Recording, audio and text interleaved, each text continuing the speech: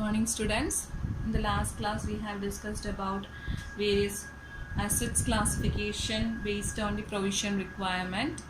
അപ്പോൾ provision create ചെയ്യാൻ ഓരോ അസറ്റുകൾക്ക് എത്രത്തോളം അതിൽ തിരിച്ചു കിട്ടാൻ സാധ്യതയുണ്ട്, സാധ്യതയില്ല, അതിൻ്റെ അടിസ്ഥാനത്തിൽ നമ്മൾ എന്ത് ചെയ്യും, ഒരു കമ്പനീസ്, ഇവിടെ ബാങ്കിങ് കമ്പനി അവരുടെ പ്രൊവിഷൻ ആസറ്റിന്മേൽ ക്രിയേറ്റ് ചെയ്യും. അപ്പോൾ ഓരോ അസറ്റിലും എത്രയാണ് പ്രൊവിഷൻ കാൽക്കുലേറ്റ് ചെയ്യേണ്ടത് എന്നതിൻ്റെ അടിസ്ഥാനത്തിൽ നമുക്ക് അസറ്റിനെ 4ആയിട്ട് ക്ലാസിഫൈ ചെയ്യാം. Standard asset, sub standard asset, doubtful asset, loss assets.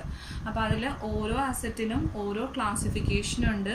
And ഓരോ സ്റ്റാൻഡേർഡ് അസറ്റിന് തന്നെ 3 ക്ലാസിഫിക്കേഷൻ ഉണ്ട്. അതിൽ 3ലും 3 റേറ്റുകളാണ് പ്രൊവിഷന് വേണ്ടി ആപ്ലിക്കബിൾ ആയിട്ടുള്ളത്. ഓക്കെ, അപ്പോൾ so let me see this question illustration 8. Illustration 8ൽ നമുക്ക് അസറ്റ് കൊടുത്തിട്ടുണ്ട്. അസറ്റ് എന്ന് പറയുന്നത് standard, sub standard, doubtful, then loss assets, 4 classifications കൊടുത്തിട്ടുണ്ട്. സ്റ്റാൻഡേർഡ് അസറ്റിൻ്റെ വാല്യൂ 5000 ആണ്. സ്റ്റാൻഡേർഡ് അസറ്റിൻ്റെ വാല്യൂ 5000 ആണ്.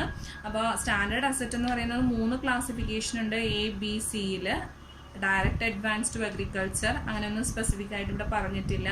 കൊമേഴ്ഷ്യൽ റിയൽ എസ്റ്റേറ്റ് ഒന്നും പറഞ്ഞിട്ടില്ല. So we can take this as all other loans and advances. Other loans and advances ആയിട്ട് നമ്മൾ അതിനെ കാൽക്കുലേറ്റ് ചെയ്യുകയും അങ്ങനെ കാൽക്കുലേറ്റ് ചെയ്താൽ 0.40% എന്ന റേറ്റിൽ പ്രൊവിഷൻ കാൽക്കുലേറ്റ് ചെയ്യുകയും ചെയ്യുന്നു. ഓക്കെ, ആൻഡ് നെക്സ്റ്റ് സിറ്റുവേഷൻ ആണ് sub standard asset. Sub standard asset എന്ന് പറഞ്ഞിട്ടുണ്ടെങ്കിൽ എന്താ, സെക്കൻഡ് സിറ്റുവേഷൻ ആണ്. സബ് സ്റ്റാൻഡേർഡ് അസറ്റിൽ 3 ക്ലാസിഫിക്കേഷൻ ഉണ്ട്. 15%, 25%, 20%. അപ്പോൾ അതിൽ നമുക്ക് മിക്കവാറും തന്നെ സബ് സ്റ്റാൻഡേർഡ് അസറ്റ് നമുക്ക് എങ്ങനെ വേണമെങ്കിലും അസ്യൂം ചെയ്യാം. ഇവർ അസ്യൂം ചെയ്തിരിക്കുന്നത് ഇറ്റ് ഈസ് സെക്യൂർഡ് വൺ എന്നാണ് അസ്യൂം ചെയ്തിരിക്കുന്നത്. സെക്യൂർഡ് ആണെന്നുണ്ടെങ്കിൽ it comes 15%, 15% rate of provision എന്ന് പറയുന്നത്. ആൻഡ് ഡൗട്ട്ഫുള്ളിൽ 3 കേസുകൾ തന്നിട്ടുണ്ട്. Doubtful up to 3 years, up to 1 year and more than 3 years. അങ്ങനെ തരുമ്പോൾ തന്നെ നമുക്ക് അറിയാം അതെന്തായിരിക്കും. ഡൗട്ട്ഫുൾ എന്ന് പറയുന്നത് സെക്യൂർഡ് പോർഷൻ ആയിരിക്കും. അപ്പോൾ ഇവിടെ പ്രത്യേകിച്ചൊന്നും തന്നില്ലെങ്കിൽ പോലും ഇങ്ങനെ ഡിവൈഡ് ചെയ്ത് തന്നിരിക്കുന്നതുകൊണ്ട് we can assume it as what, it is secured. ഇതിനെ സെക്യൂർഡ് ആയിട്ട് നമ്മൾ അസ്യൂം ചെയ്യുന്നു. ഇതിലെയും സെക്യൂർഡ് ആയിട്ട് തന്നെയാണ് അസ്യൂം ചെയ്യുന്നത്. ഓക്കെ, സോ സെക്യൂർഡ് ആണെന്നുണ്ടെങ്കിൽ അപ് ടു 1 year എന്ന് പറയുമ്പോൾ എത്രയാ പെർസെൻറ്റേജ് എന്ന് പറയുന്നത്? Up to 1 year it is 25%. And up to 3 years it is 40%.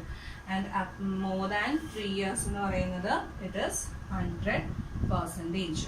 Okay, and loss അസറ്റ്സിന് എത്രയാണ് percentage of calculation provision? Loss എന്ന് പറഞ്ഞാൽ മുഴുവനും ലോസ് ആയി പോയി അല്ലെ, ഇനി അതിലൊന്നും റിക്കവർ ചെയ്യാൻ, അല്ലെങ്കിൽ 100% ആണ് നമ്മൾ പ്രൊവിഷൻ കാൽക്കുലേറ്റ് ചെയ്യുന്നത്. So you can calculate 5000 into 0.4% into എന്ന് പറഞ്ഞിട്ട് ഓരോന്നിൻ്റെ എമൗണ്ട് ഓഫ് പ്രൊവിഷൻ നമ്മൾ ഇൻഡിവിജ്വലായിട്ട് കണ്ടുപിടിക്കുക ആൻഡ് അതിനെ ടോട്ടൽ ചെയ്യുക. So the total will come as 2260.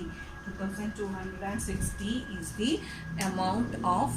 total amount of provision to be created by banking company for the all types of assets.